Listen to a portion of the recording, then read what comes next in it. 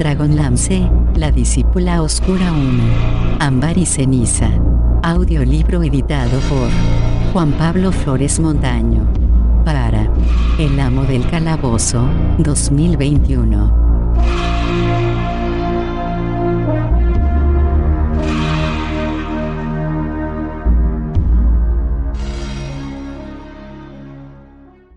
Capítulo 28. 7. Mina despertó en un mundo que no conocía la luz del sol, un mundo de noche profunda, eterna. El agua la oprimía, la rodeaba, la envolvía, la circundaba. La empujaba y tiraba de ella, en constante movimiento. No había arriba ni abajo. No había nada bajo sus pies ni encima de su cabeza para orientarse. Estaba a la deriva, sola. Respiraba el agua igual de bien que anteriormente había respirado aire, al menos intentaba convencerse de que era así. Se sentía sofocada, medio asfixiada. El pánico palpitó en su interior. De repente tuvo miedo de estar atrapada allí, en la oscuridad opresora y fluida, para siempre. Su impulso era nadar hacia la superficie, pero se obligó a desechar tal idea. Para empezar, ignoraba en qué dirección estaba arriba, por lo que muy bien podía sumergirse más aún si se movía en lugar de subir. No podía llamar a Chemosh. Le era imposible gritar ni chillar. El agua se tragaba su voz. Se obligó a controlar el pánico e intentó mantenerse tranquila, relajada. He recorrido los lugares oscuros de Kryn, se dijo. He caminado por los lugares oscuros de la mente de un dios. No estoy sola. Una mano rozó la suya y Mina la aferró, agradecida, y se sujetó a ella con fuerza. No estabas asustada, ¿verdad?, inquirió Chemosh, medio en serio, medio en broma. Puedes hablar, Mina. Recuerda, el agua es para ti como aire. Habla, te oiré. Iba a decir que si estaba asustada era solo porque el miedo es la maldición de los mortales, mi señor. Eso es cierto, convino Chemosh en tono severo. El miedo procura buenos instintos a los mortales. Algo va mal, mi señor. Hay una agitación, una energía que no había cuando estuve aquí hace solo un año. Quizá no tenga nada que ver con nuestra casa del tesoro, pero no me gusta. Esto me huele a deidad. Se voy. Eso pensé, y volví a la superficie. Chemosh sacudió la cabeza. No había cúmulos de nubes, no aullaba el viento.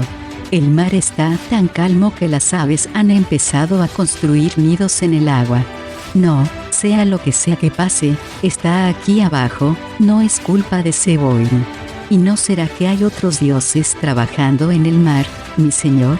Habacuc tiene dominio sobre las criaturas marinas. Él no me preocupa, sin embargo. Es indolente y perezoso, como cabe esperar de un dios que se pasa la vida entre peces. Hizo una pausa y escuchó.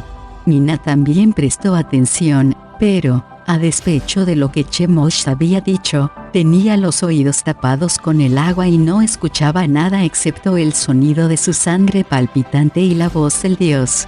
No oigo nada, dijo él finalmente, y parecía perplejo, pero la sensación persiste. Tal vez solo son imaginaciones mías. Vamos, encontremos lo que hemos venido a buscar. Las ruinas no están lejos. Caminó por el agua como si lo hiciera por tierra firme. Mina intentó imitarlo, pero andar no resultaba fácil. Acabó por avanzar nadando a medias y caminando a medias, impulsándose con los brazos y con las piernas. La insondable oscuridad empezó a tornarse menos profunda. Chemosh y ella ascendían hacia la superficie, hacia la luz del sol. El dios volvió a detenerse, severa la expresión. La miró, observó el fino atuendo de seda que llevaba. No debí permitir que bajaras aquí desarmada y sin coraza que te proteja. Te mandaré de vuelta. No me hagas volver, mi señor. Me protege mi fe en ti, y mi amor por ti es mi arma. Chemosh la acercó más a él. El cabello de la joven flotaba en el agua y se mecía en torno a la cabeza y los hombros con ondas sensuales. Los ojos ambarinos parecían luminiscentes, con un matiz anaranjado a causa del agua roja, de manera que tenían un brillo encendido. No es de extrañar que te eligiera para ser mi suma sacerdotisa, Mina, dijo el dios. No obstante, te daré algo más consistente que la fe para que protejas tu cuerpo mortal, y una arma más idónea para causar daño. Se zambulló en la oscuridad y se sumergió hacia el fondo del océano. Al cabo de unos instantes reapareció, cargado con un esqueleto humano. No es bonito, pero sí funcional. No te dará asco llevar puesta la caja torácica de un hombre, ¿verdad, Mina? La armadura que me dio Takisis estaba húmeda con la sangre de un hombre que osó burlarse de ella, contestó la joven. ¿Quieres servirme de escudero, mi señor? Solo por esta vez aceptó él con una sonrisa, y empezó a ajustar la esquelética armadura al cuerpo de Mina. ¿Te sirve? Si no, puedo encontrar otra cosa que sea de tu talla. Disponemos de un surtido ilimitado de esqueletos. Se ajusta perfectamente, mi señor. El peto lo formaban el esternón y las costillas de un hombre. Las clavículas le protegían los hombros, las espinillas hacían lo propio con las piernas, y los cubitos y húmeros, sus brazos. Chemosh los soldó y los reforzó con su poder. Cuando hubo acabado de equiparla, contempló el resultado y quedó satisfecho. Y ahora, el yelmo, dijo. ¿Una calavera? No, mi señor, protestó Mina. No quiero tener el mismo aspecto que Krell. No, por favor, exclamó Chemosh con brusquedad. No, Mina. Aquí tienes tu yelmo. Le tomó la cabeza con ambas manos, la besó en la frente, en las mejillas, en la barbilla y, finalmente, en la boca. Ea, ahora estás protegida. Vaciló, sin decidirse a soltarla, y la apretó con más fuerza. Mina, yo. Empezó en un susurro. ¿Qué, mi señor? Nada, repuso bruscamente. Se apartó de ella, lejos de su tacto, lejos de sus ojos. ¿He hecho algo que te haya disgustado, mi señor?, preguntó la joven, preocupada. No, contestó él, y repitió, no. La miró su cuerpo cálido, suave, flexible, ceñido por la fantasmal armadura del esqueleto de un hombre, y fue el señor de la muerte el que sufrió un escalofrío. Arrancó los huesos con brusquedad y los arrojó de vuelta al fondo del mar. De verdad no me molestaba, mi señor, protestó ella. Pero a mí sí, respondió el dios, que se dio media vuelta con violencia. Se desplazaron a través de las profundidades iluminadas por la luz del sol y buscaron las ruinas de la torre. Fuera cual fuera el poder que Chemosh había notado, aumentó en lugar de disminuir, o es lo que Mina juzgó por la expresión cada vez más sombría del dios. No le habló, no la miró. La joven intentó mantenerse centrada, alerta a un posible peligro, pero le resultaba difícil. Se hallaba en un mundo diferente, un mundo de belleza extraña y exótica, y se distraía constantemente. A su lado pasaban peces nadando o se movían veloces a su alrededor, algunos la observaban con curiosidad y otros no le hacían el menor caso. Capas de coral rosáceo se alzaban desde el fondo, hogar de un verdadero bosque de plantas de aspecto raro y de criaturas que parecían plantas pero que no lo eran, como descubrió cuando tocó lo que creyó que era una flor y el ser la golpeó y el contacto le ocasionó escozor. Los colores de todo, plantas y animales, eran más intensos, más vívidos y lustrosos que cualesquiera que hubiera visto en tierra firme. Olvidó el peligro y se rindió al encanto del entorno. Bancos de peces plateados se daban media vuelta y cambiaban de dirección rápidamente como un solo individuo de mercurio. Pececillos minúsculos le picaban las manos. Otros se metían por puertas y ventanas de corales y se escondían dentro. De repente Chemosh susurró una advertencia, la agarró y la arrastró hacia las sombras de verdes y ondulantes tallos. ¿Qué pasa?, dijo la joven. Mira allí, contestó él con incredulidad y rabia. Un edificio de paredes de suave y reluciente cristal se alzaba en el fondo del océano. La cristalina estructura captaba los haces de sol que penetraban en el agua y los atrapaba, de manera que el edificio resplandecía con rielantes vidrios de luz pálida. Una cúpula de mármol negro remataba el edificio. Sobre la cúpula, un aro hecho de bruñido oro rojizo entretejido con plata resplandecía con la luz del sol. El centro del aro era negro azabache, como si se hubiese abierto un agujero en el mar para dejar a la vista el vacío del universo. ¿Qué es ese lugar, mi señor?, inquirió Mina, sobrecogida. La torre de la alta hechicería de estar profanada, calcinada, arrasada por un meteoro, reducida a escombros, contestó Chemosh, que añadió con una maldición. De algún modo, de alguna manera, se ha reconstruido. Capítulo 29. 8.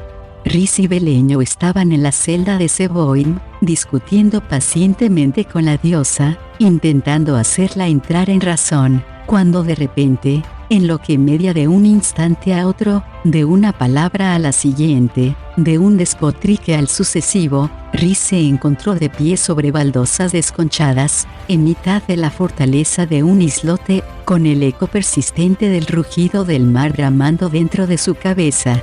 Harta de la discusión, Seboim le había puesto fin de forma fulminante. El monje no sabía nada del Alcázar de las Tormentas. Había oído contar cosas sobre él, pero apenas les había prestado atención. No era de los que anhelan vivir aventuras. No se unía a los monjes más jóvenes que disfrutaban escuchando historias de fantasmas al amor del fuego en las noches invernales. Las más de las veces dejaba el agradable calorcillo de la lumbre para ir a caminar solo por las heladas colinas, regocijándose con la fría y resplandeciente belleza de las escarchadas estrellas. Los cadáveres de esos jóvenes monjes yacían bajo tierra. Sus fantasmas, era de esperar, estarían vagando libres entre esas mismas estrellas. Había partido para resolver el misterio de sus muertes. Ya sabía cómo, pero aún quedaba descubrir el porqué. Su búsqueda lo había conducido allí. Si miraba hacia atrás al camino que había seguido, no lo veía a causa de todos los recodos, giros y vericuetos que había tomado. Si hubiese obedecido a Majere y se hubiera quedado en el monasterio para buscar la perfección de cuerpo y mente, ¿qué estaría haciendo ahora? Sabía bien la respuesta. El día llegaba a su fin. Casi la hora de conducir las ovejas colina abajo. Estaría sentado tan a gusto en la alta hierba, con el cayado apoyado en los brazos y Ata tumbada a su lado, vigilando el rebaño y observándolo a él, a la espera de la orden que la mandaría como una flecha cuesta arriba, entre la hierba. La escena era bucólica, pero él no se sentía en paz. Su espíritu se encontraba agitado por la duda y el tumulto de las emociones íntimas. Ya no se sentía libre de caminar por la noche bajo las estrellas. En la oscuridad iría a visitar la fosa común y, mientras contemplaba la hierba nueva que empezaba a cubrirla, tendría la sensación de haberles hallado a sus hermanos, a su familia, a la humanidad. Rhys contempló lo que podría haber sido y la imagen desapareció lentamente. Si iba a morir en aquel horrible lugar como parecía más que probable, su espíritu continuaría hacia la siguiente etapa de su viaje, satisfecho al saber que había hecho lo que debía aunque todo hubiera salido mal. Un crepúsculo llamativo tintaba el cielo de matices rojos, dorados y púrpuras que daban un toque chillón a los muros grises del Alcázar de las Tormentas. El primer pensamiento incongruente de Rhys fue que la fortaleza no llevaba a un hombre apropiado. Ninguna tempestad bramaba sobre el Alcázar.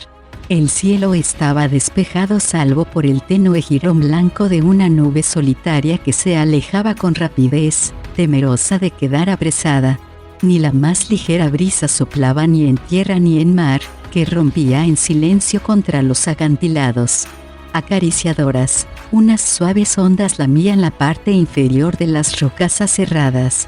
Rhys examinó los alrededores y observó largamente, con atención, las formidables torres que se alzaban hacia el cielo chillón, la plaza de armas en que se encontraba, los diversos edificios anexos, esparcidos entre las rocas, y más allá y alrededor, el mar, un mar que observaba con avidez todos y cada uno de sus movimientos, los suyos, únicamente. Al Kender no se lo veía por ningún sitio. Rhys suspiró y sacudió la cabeza. Había intentado explicarle a Seboim que la presencia del Kender era esencial en su plan.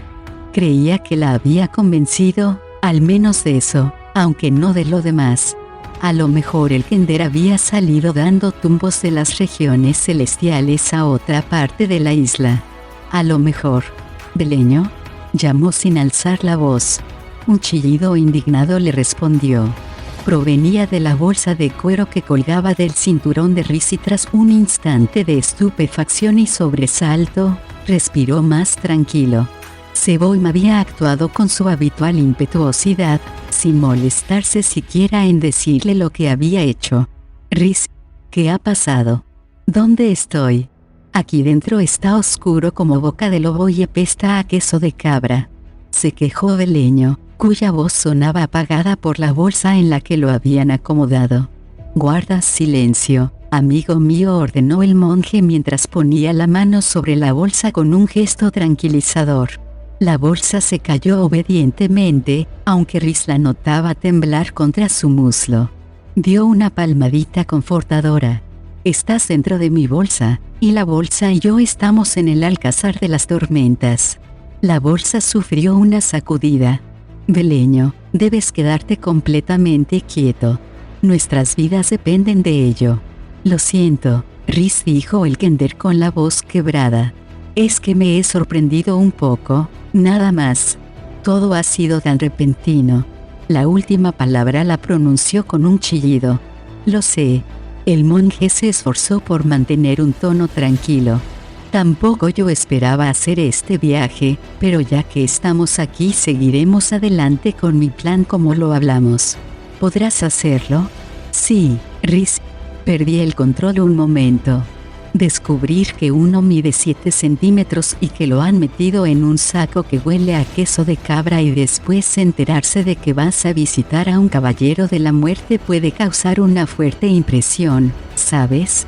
El tono de Beleño sonaba áspero. Comprendo. Rhys se alegró de que el Kender no viera su sonrisa.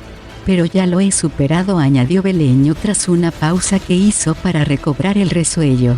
Puedes contar conmigo. Estupendo. Rhys echó otro vistazo a su alrededor.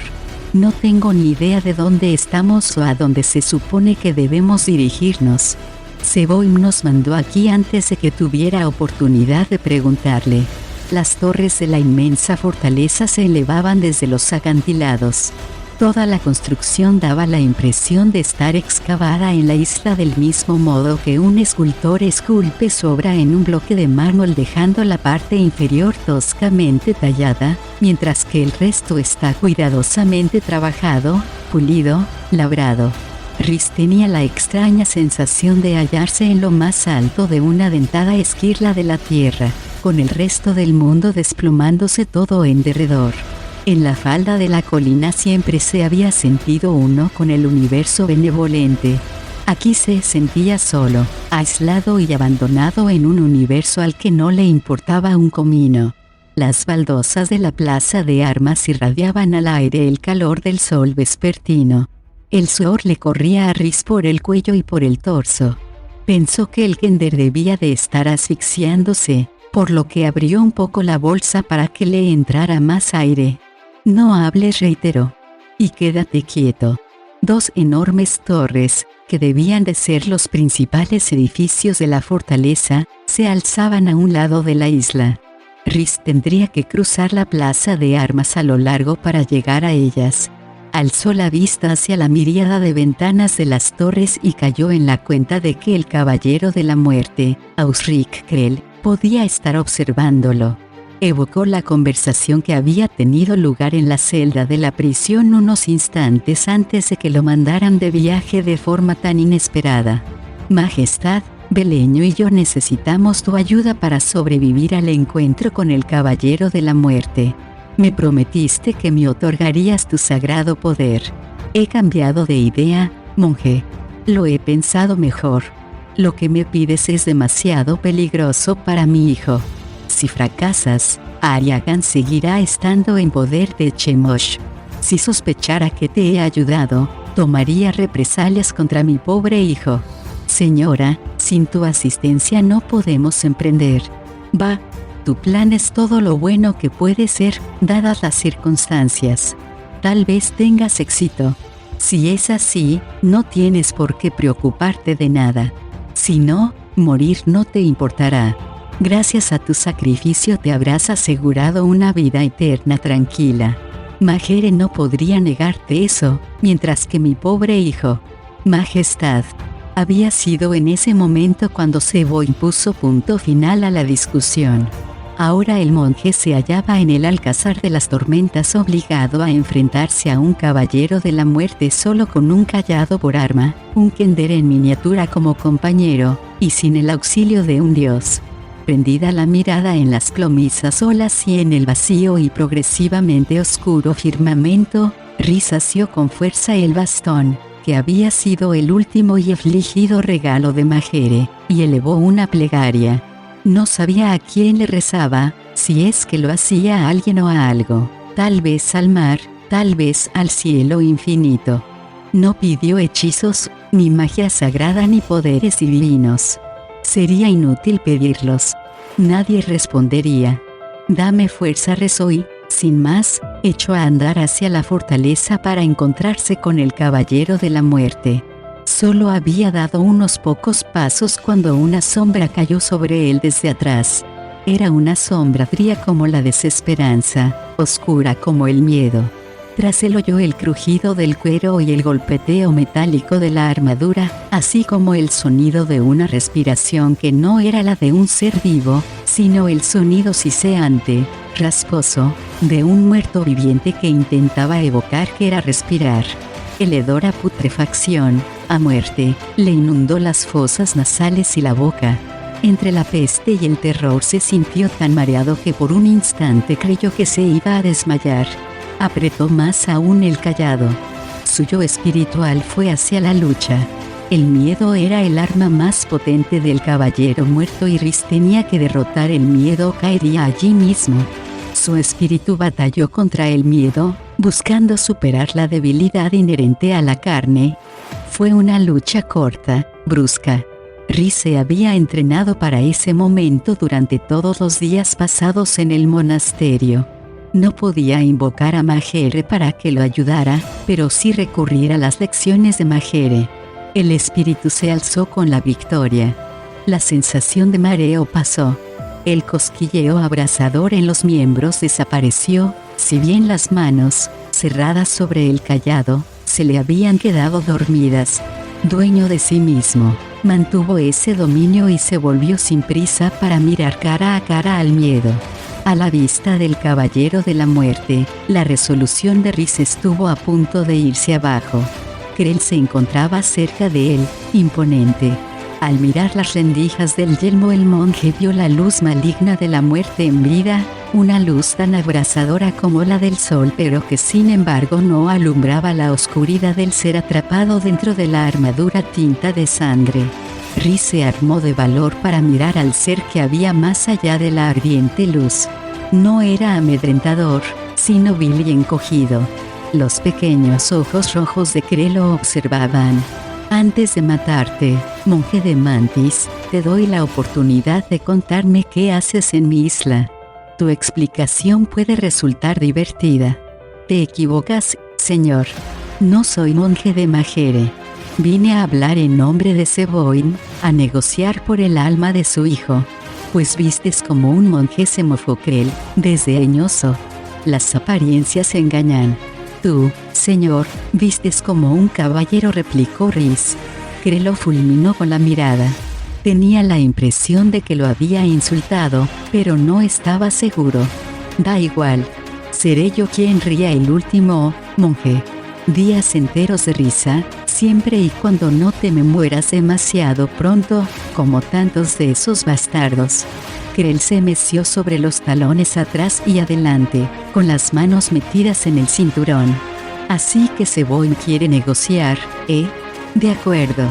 Estas son mis condiciones, monje, me entretendrás como hacen todos mis invitados jugando al cas conmigo. Si, por casualidad, me ganas, te recompensaré degollándote. Por si acaso no lo había entendido, agregó, una muerte rápida, ¿sabes? Rhys asintió con la cabeza y mantuvo agarrado con fuerza el cayado. De momento, todo iba bien, tal como lo había planeado. Si no me ganas, y te advierto que soy un jugador experto, te daré otra oportunidad. Después de todo, no soy un tipo tan malo. Te daré una oportunidad tras otra de vencerme. Jugaremos una partida tras otra. Krell hizo un gesto con la mano. El tablero está en la biblioteca, una larga caminata, pero al menos tú puedes disfrutar de este inusitado buen tiempo que estamos teniendo. Es posible que quieras echar un último vistazo al ocaso. Krell rió entre dientes, un sonido espantoso, y su regocijo resonó en la armadura vacía. Salió con pasos ruidosos mientras se frotaba alegremente las manos, disfrutando la partida de antemano. A mitad de camino de la plaza de armas se detuvo y se volvió para mirar a Rhys. He mencionado que por cada pieza de cas que pierdas, monje, te romperé un hueso. Rió abiertamente. Empezaré por los pequeños, los de los dedos de las manos y de los pies. Después te romperé las costillas, de una en una. Luego, quizá, una cervical, una muñeca o un codo. Después seguiré con las piernas, una espinilla, una tibia, la pelvis. La espina dorsal la dejo para el final. Para entonces me estarás suplicando que te mate. Ya te dije que este juego me parecía muy divertido. Voy a colocar el tablero. Y no me hagas esperar. Estoy deseando saber qué me ofrece Zeboim a cambio de su hijo. El caballero de la muerte se alejó y Rhys se quedó inmóvil, siguiéndolo con la mirada. «Oh, Rhys», gimió Beleño, horrorizado. «Baja la voz. ¿Qué tal juegas al cas?», inquirió en un susurro. «No muy bien», contestó el Kender con voz temblorosa. «Nos veremos obligados a sacrificar piezas, Rhys. Es el único modo de jugar este juego. Lo siento. Trataré de encontrar enseguida a Ariakan. Hazlo lo mejor que puedas, amigo mío», dijo el monje que, aferrando el cayado con fuerza, echó a andar hacia la torre. Capítulo 30. 9. Krell se levantó de su asiento cuando Rhys entró en la biblioteca. Con una reverencia que era una parodia de cortés bienvenida, el caballero de la muerte acompañó a Rhys hacia las dos sillas situadas cerca de una mesita en la que había colocado el tablero de cas. La estancia estaba helada y su ambiente era opresivo, además de que olía a carne putrefacta. Krell apartó a patadas, impaciente, unos huesos que cubrían el suelo. «Perdona el desorden. Anteriores jugadores de cas», le comentó a Rhys. «Huesos de piernas, de brazos, de cuellos, dedos de manos y pies, cráneos, todos quebrados y machacados, algunos por varios sitios». Como por casualidad, Krell pisó unos cuantos, que se desmenuzaron. Acomodó la pesada armadura que albergaba su espíritu en una de las sillas e indicó a Rhys que se sentara con un nuevo gesto de la mano. El tablero redondo de cas se encontraba entre los dos jugadores. Los cuerpos resecos que eran las piezas de cas se situaban en las casillas hexagonales negras, blancas y rojas, dos ejércitos opuestos y enfrentados uno al otro a los extremos del campo de batalla que configuraban las casillas. Rhys se sentó. Parecía haber perdido el coraje. Su calma habitual había desaparecido y los temblores lo sacudían de tal manera que el cayado se le escapó de las manos sudorosas y cayó al suelo.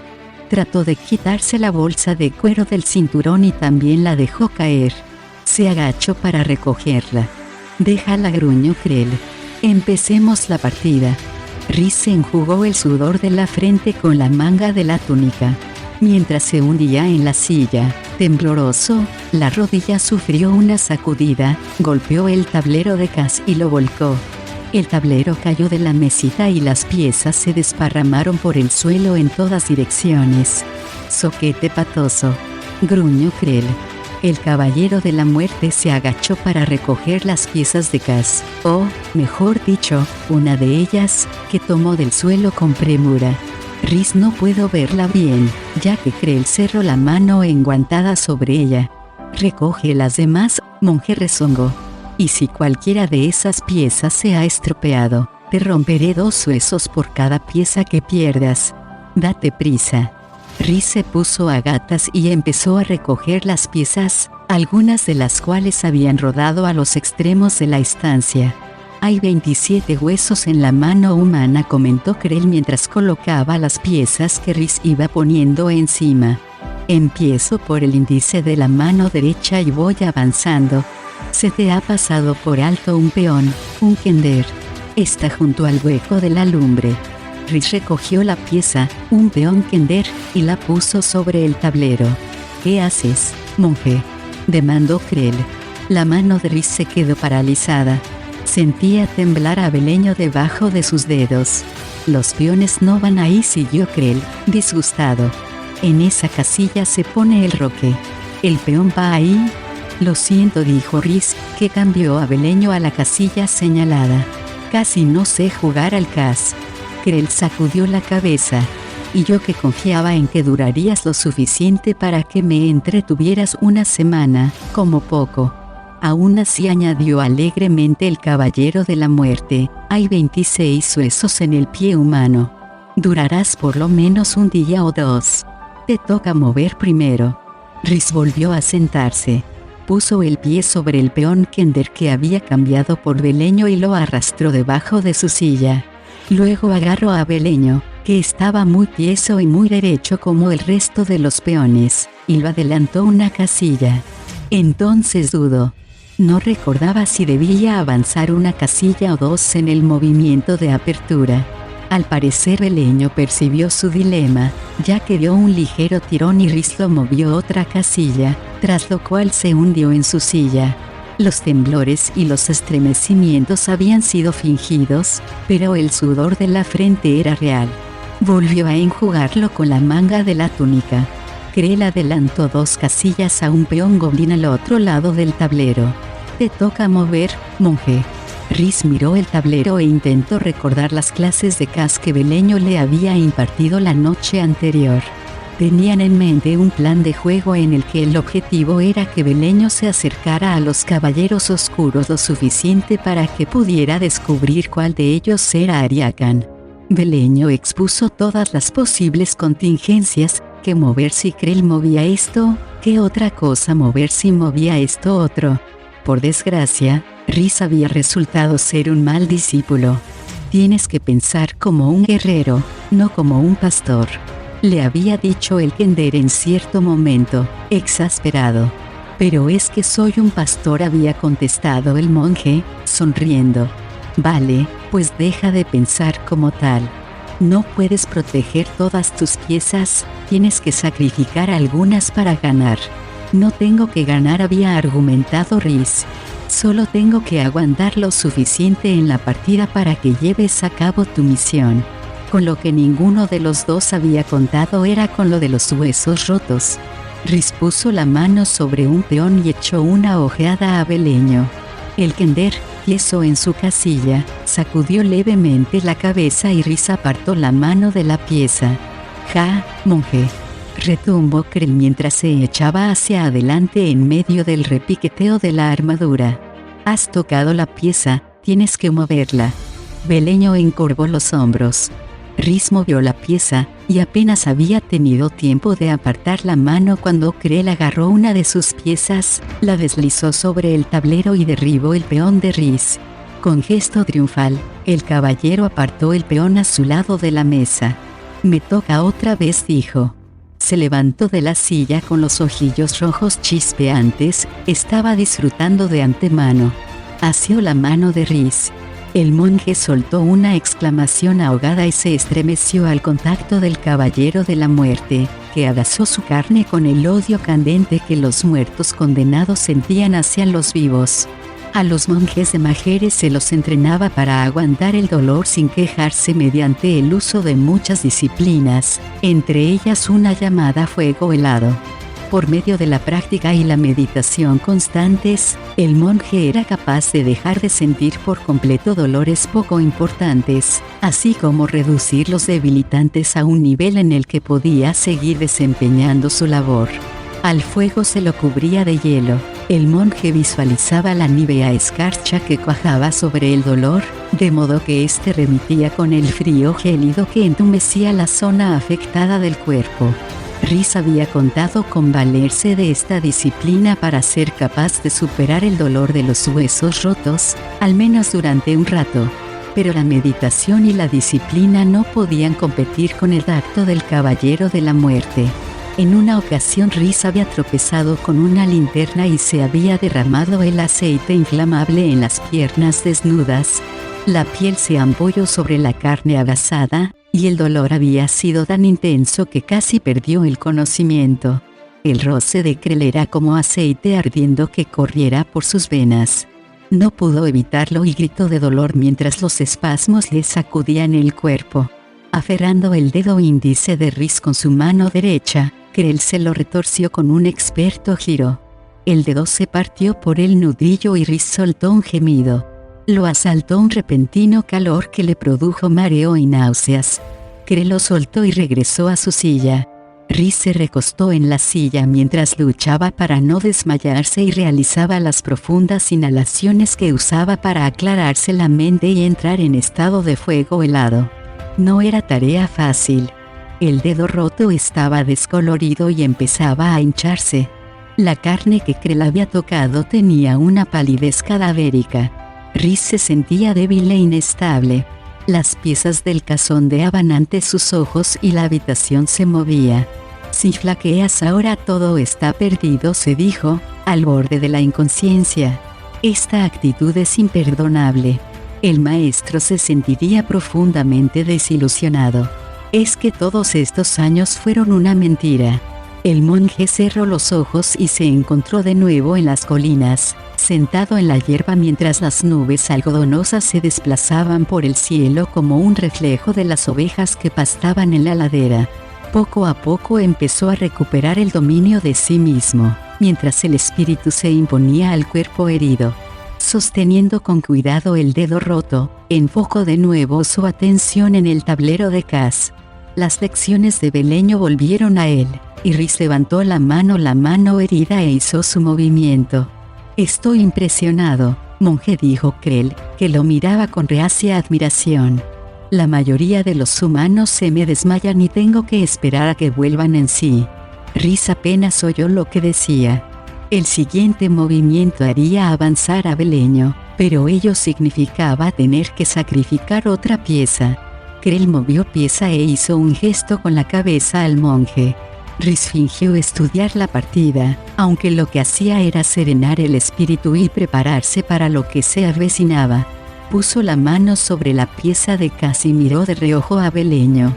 El kender había palidecido profundamente, de modo que apenas se diferenciaba del resto de los cadáveres consumidos de kenders.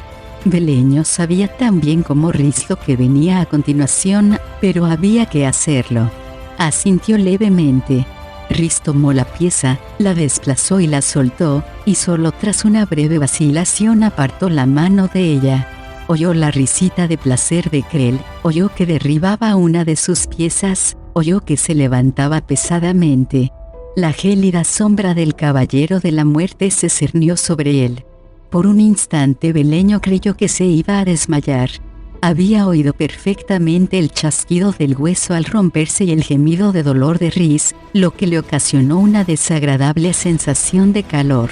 Solo el hecho de imaginarse a sí mismo, una pieza de Cas, caer redondo en la casilla negra, movimiento que no aparecía en ningún manual de Cas, mantuvo a Beleño de pie. Tembloroso pero firmemente decidido, siguió adelante con su misión. Beleño era un kender fuera de lo normal en el sentido de que no le gustaba la aventura, cosa que sus padres habían considerado un rasgo deplorable, por lo que habían intentado hacerlo entrar en razón, pero sin éxito. Su padre era de la opinión de que esa falta de verdadero espíritu kender probablemente se debía a que Beleño pasaba todo el tiempo haciendo buenas migas con gente muerta. Algunos de esos muertos contemplaban la vida desde un prisma realmente negativo. Hasta el momento, esta aventura no había hecho más que confirmar la mala opinión de Beleño. Desde el principio no le había entusiasmado el plan de Rhys de reducirlo al tamaño de una pieza de Cas, y menos en un mundo lleno de gente alta. Beleño consideraba que ya era suficientemente pequeño. Tampoco le había gustado la idea de depender de Seboin para que lo encogiera, en primer lugar, y para que lo devolviera a su tamaño. En segundo lugar, Rhys le había asegurado que le haría jurar a Seboin por lo que quiera que los dioses juraran que lo haría como era debido. Por desgracia, la diosa había lanzado el hechizo al kender antes de que tuvieran oportunidad de concluir esa importante cláusula de las negociaciones. Beleño se encontraba en la celda de la diosa, de pie junto a Rhys, y de lo siguiente que tuvo conciencia fue de que estaba metido en una maloliente bolsa de cuero, sudoroso y acordándose con pesar de que se había saltado el desayuno.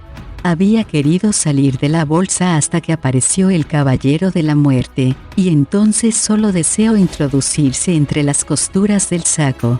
Suponía que era tan valiente como cualquier kender vivo, pero, según la leyenda, hasta su famoso Tyuta se había asustado de un Caballero de la Muerte. Después de eso no había tenido tiempo para asustarse. Cuando Rhys tiró el tablero, Beleño solo dispuso de unos segundos para salir de la bolsa y escabullirse antes de que el Caballero de la Muerte lo viera. Entonces llegó el asunto de tratar de mantenerse rígido e inmóvil mientras Rhys lo recogía con toda la suavidad posible y lo ponía sobre el tablero de Cas. Con la preocupación y los nervios por todo eso, no había tenido tiempo de sentirse intimidado por el caballero. Sin embargo, cuando la oleada de actividad hubo pasado, Beleño tuvo una buena perspectiva de Krell, ya que no le quedaba más remedio que estar de frente al Caballero de la Muerte, que era tan repulsivo como el kender había imaginado.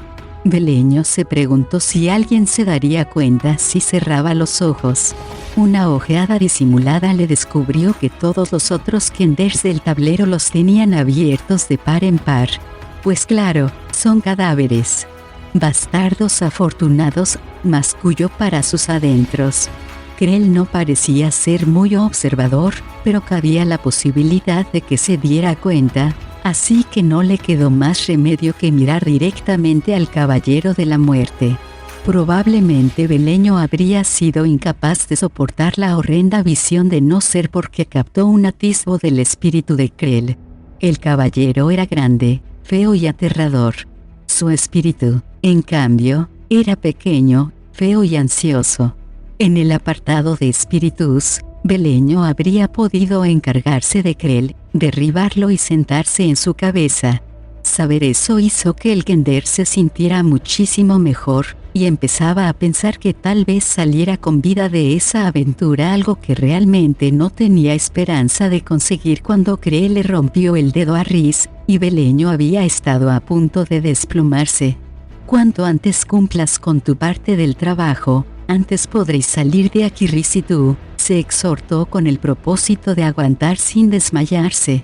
Tragó saliva, parpadeó para no llorar y procedió a hacer aquello para lo que lo habían mandado allí, descubrir cuál de las piezas de Cas contenía el espíritu de Lord Ariakan. Cuando supo que todas las piezas eran cadáveres reducidos, le preocupó que los espíritus lo abrumaran. Por suerte, las almas de los muertos habían partido hacía mucho, dejando tras de sí los cuerpos atormentados.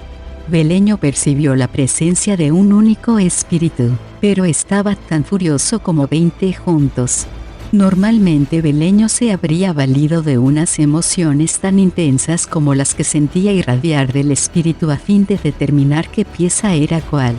Por desgracia, La furia que se descargaba sobre el tablero era tan arrolladora que hacía imposible distinguir de cuál provenía. La ira y el deseo de venganza lo impregnaban todo y podrían haber estado saliendo de cualquiera de las piezas. Seboim había insistido en que su hijo se hallaba atrapado en uno de los dos caballeros negros, ambos a lomos de un dragón azul, porque eso era lo que Krell le había dicho. A Beleño le parecía muy probable que fuera así, aunque no podía descartar la posibilidad de que Krell hubiese mentido. Oteó por encima de las cabezas de los goblins que tenía enfrente y atisbó por detrás del cadáver de un hechicero de la oscuridad para echar un buen vistazo a los dos caballeros y comprobar si notaba algo en ellos que lo ayudara a decidir. Casi esperaba que uno temblara de indignación o que soltara un furioso resoplido o que pinchara a otra pieza con su lanza. Nada. Las piezas de los caballeros estaban tan rígidas e inmóviles como... En fin, como cadáveres. Solo había una forma de descubrirlo. Se pondría en contacto con el espíritu y le pediría que se mostrara. Por lo general Beleño hablaba con los espíritus en un tono de voz normal, les gustaba eso, hacía que se sintieran como en casa. Hablar en voz alta quedaba descartado allí. Aunque Krell no parecía muy listo, hasta él sospecharía de una pieza de casparlanchina. Si no quedaba más remedio, Beleño era capaz de hablar con los espíritus en su propio plano y en una voz semejante a la de ellos, algo que en ocasiones tenía que hacer con los espíritus demasiado tímidos. Por desgracia, al ser un muerto viviente, Krell existía en los dos planos mortal y espiritual y tal vez oyera al Kender.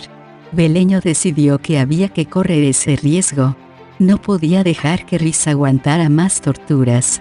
Beleño miró intensamente a Krell y su espíritu. El caballero de la muerte parecía estar totalmente inmerso en el juego y en la tortura a Rhys. Y también parecía muy bien adaptado al plano mortal, tanto él como su feo, mezquino y pequeño espíritu. Disculpad, dijo el Kender en un susurro cortés mientras intentaba no perder de vista a ninguna de las dos piezas de los caballeros ni a Krell. Buscó a Lord Ariakan. ¿Podrías darte a conocer, por favor? Aguardó con expectación, pero nadie respondió a su llamada. Sin embargo, la oleada de ira no remitió. Ariakan se encontraba allí, de eso no le cabía duda al Kender. Sencillamente no le hacía caso. Por el rabillo del ojo Beleño vio la mano herida de Rhys suspendida sobre el tablero. Miró hacia arriba con temor para ver qué pensaba hacer el monje. Habían barajado varias estrategias con la meta de que él avanzara por el tablero hacia las piezas de los caballeros. Se puso en tensión al ver que los dedos bajaban, y después soltó un suspiro de alivio cuando realizaron el movimiento correcto.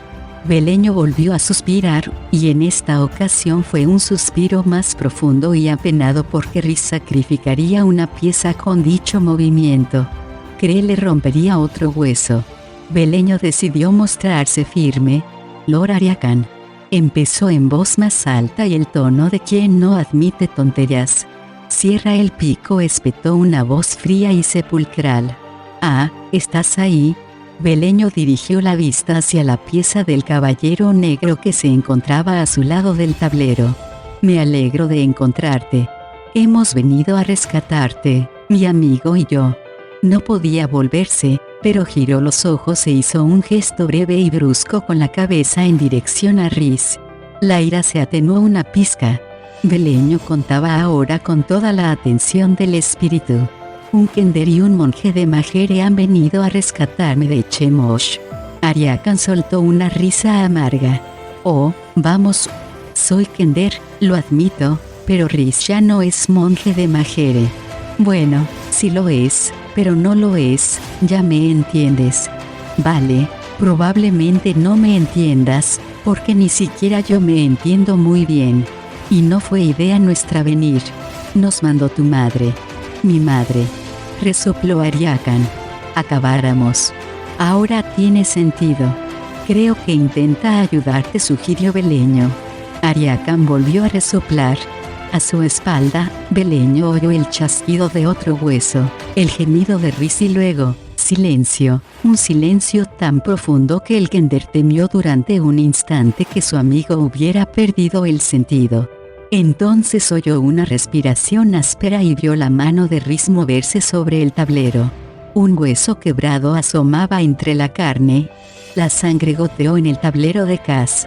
El Kender tragó saliva con esfuerzo, encogido el corazón por el sufrimiento de su amigo. Ahora que sabes que hemos venido a salvarte, milord, nuestro plan es... Empezó Beleño, que procuraba acelerar las cosas todo lo posible. Perdéis el tiempo. No pienso irme, replicó ferozmente Ariakan. No lo haré mientras no le haya arrancado el hígado a ese traidor con mis propias manos y se lo haga comer a trocitos. No tiene hígado, manifestó el Kender, enfadado. Ya no. Y quiero decir que es este tipo de actitud negativa lo que te ha mantenido apresado todos estos años. Bien. Este es el plan. Rhys te comerá, explicó con aire seguro aunque albergaba sus dudas sobre el resultado, y te desplazará hacia su lado del tablero. Yo distraeré a Crelly y, mientras, Rhys te meterá en un bolsillo. Escaparemos y te llevaremos sano y salvo con tu divina madre. Lo único que tienes que hacer es... No quiero que me rescate nadie, arguyó Ariakan. Si lo intentáis organizaré un jaleo de 1000 demonios. Ni siquiera a Krell se le pasará por alto.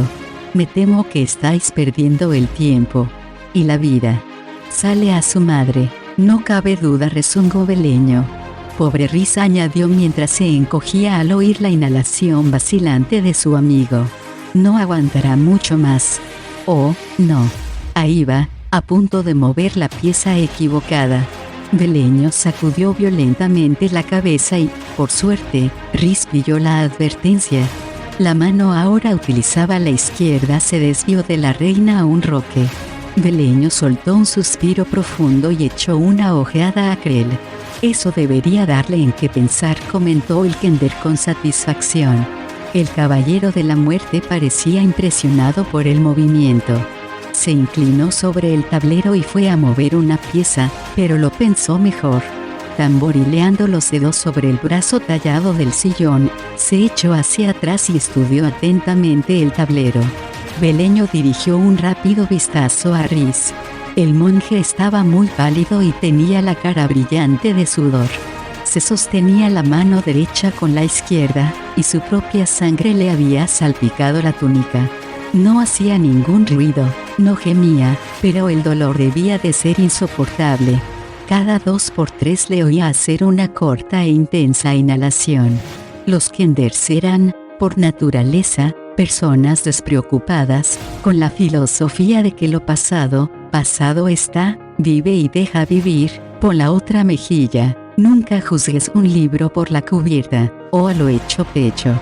Pero a veces se enfadaban y cualquier habitante de Krynn podría deciros que en el mundo no hay nada tan peligroso como un Kender que ha perdido los estribos. ¿Qué te parece?, se dijo Beleño para sus adentros.